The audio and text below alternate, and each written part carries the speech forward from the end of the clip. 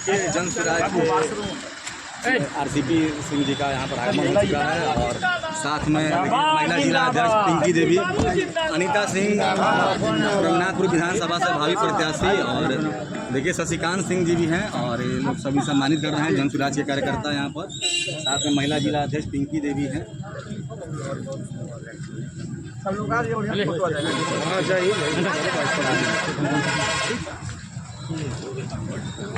आप देख रहे हैं जन स्वराज से हम केंद्रीय मंत्री और जन स्वराज से आरसीपी सिंह का सीमान आगमन हुआ है। सबसे पहले सर हमारे चैनल में आपका स्वागत है। चलिए बहुत बहुत धन्यवाद जी। सर बिहार में हम लोग देख रहे हैं कि जन स्वराज का लगातार जनाधार बढ़ता चला जा रहा है। इधर जब से आप लोगों की पार्टी ने इसमें मर्ज किया है, क्या कहना चाहेंगे इस पर? तो आप जब खुद ही कह रहे हैं जन स्वराज पार्टी में जब हम लोगों ने आशा पार्टी का मर्जर किया तो इसका जनाधार रोज बढ़ रहा है जी। और अभी चुनाव में देखिए 3 महीने का समय है जी, तो हम लोग तो इसी लक्ष्य को लेकर के बढ़ रहे हैं कि 2025 में जो चुनाव हो रहा है इसमें बिहार की जनता जन स्वराज को अभूतपूर्व बहुमत देगी। जन स्वराज की सरकार बनेगी, इससे भी बिहार में जो बेरोजगारी है वो समाप्त हो सके। सर एक चीज़ देखा जाएगा कि जन स्वराज अब तक 40 महिलाओं को 40 लोकसभा में एक महिलाओं को सीट दे रहा है, लेकिन मोदी जी बोल रहे हैं हम 33% आरक्षण देंगे। उस हिसाब से 81 सीट हुआ जी भाजपा का। ये जो आज की तारीख में महिलाओं के लिए कोई आरक्षण नहीं जी, लेकिन जो आगे आपको पता है कि संसद ने कानून बना दिया है कि आगे जो चुनाव होगा जो डिलिमिटेशन के बाद सेंसस के बाद जो चुनाव होगा मतलब 2029 में लोकसभा का चुनाव होगा, 2030 में बिहार विधानसभा का चुनाव होगा, उसमें 33% आरक्षण पक्का होगा। आज की तारीख में आरक्षण नहीं है और कोई भी पार्टी नहीं है बिहार में। आप देख लीजिए जितनी पार्टियां हैं कितनी महिलाओं को सीट।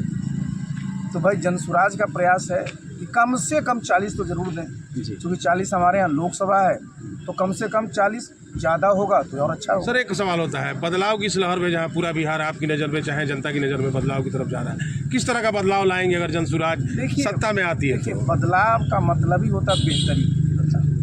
देखिए बदलाव तो अगर आप देखेंगे कि हमेशा जब सरकार बदलती रहती है, अगर आप सीखिएगा जब से देश आज़ाद हुआ कई बार सरकारें आई, सरकारें बदली, तो बदलाव का मतलब होता है कि जो जनता की जितनी समस्याएं हैं ना उसके निपटारा करने में जो भी सरकार हो उनकी जो अपेक्षा है, उनकी आकांक्षा है जनता का, उसके अनुरूप करें। अब आप देखिए पहले क्या होता था बिहार में, आज आप देख लीजिए नीतीश बाबू पर कोई भ्रष्टाचार का आरोप नहीं लगा, लेकिन एक दफ्तर बिहार में बता दीजिए, मैं तो रहा हूँ जहाँ बिना पैसा लिए दिए कोई काम हो रहा है। आप आय प्रमाण पत्र बनाने जाते हैं, जाति प्रमाण पत्र बनाने जाते हैं, निवास प्रमाण पत्र बनाने जाते हैं, दाखिल खारिज के लिए जाते हैं, कितना पैसा लगता है। और ये हम लोग किस प्रकार का बदलाव करें? जब जन स्वराज की सरकार बनेगी तो चाहे आय प्रमाण पत्र हो, निवास प्रमाण पत्र हो, जाति प्रमाण पत्र हो, आपके घर पर पहुंचाया जाएगा। आपको न अंचल या ब्लॉक नहीं जाना पड़ेगा। उसी प्रकार से जो हमारे किसान हैं जिनके नाम से ज़मीन है, जो भूमि के मालिक हैं, उनकी मृत्यु होती है, जो भी उसके वारिसान हैं उनको जो उनके घर पर दाखिल खारिज करके कागज पहुंचा। एक अंतिम सवाल होगा सर, आपने दोनों अपनी पार्टी का विलय, आपकी आवाज़ पार्टी का विलय किया और तमाम आपके पुराने संगठन के लोग आज भी यहाँ मुस्तैदी से खड़े हैं, टिकट बंटवारे को लेकर बड़ी आस है, क्या आश्वासन देंगे? आप बगल में अनीता सिंह जी खड़ी हैं, मुन्ना साहब जी। देखिए बिहार में एक एनडीए गठबंधन है, एक इंडिया गठबंधन है, आप जान रहे हैं, और जो जन स्वराज, तो जन स्वराज में अगर आप देखिएगा हम लोगों ने पार्टी का मर्जर किया है और पूरे अगर लोगों को देखिएगा जो जन स्वराज में है इसमें ज़्यादातर लोग जो खास करके हमारे साथ आए उनका बैकग्राउंड क्या रहा है, वो सब जनता दल यू के रहे।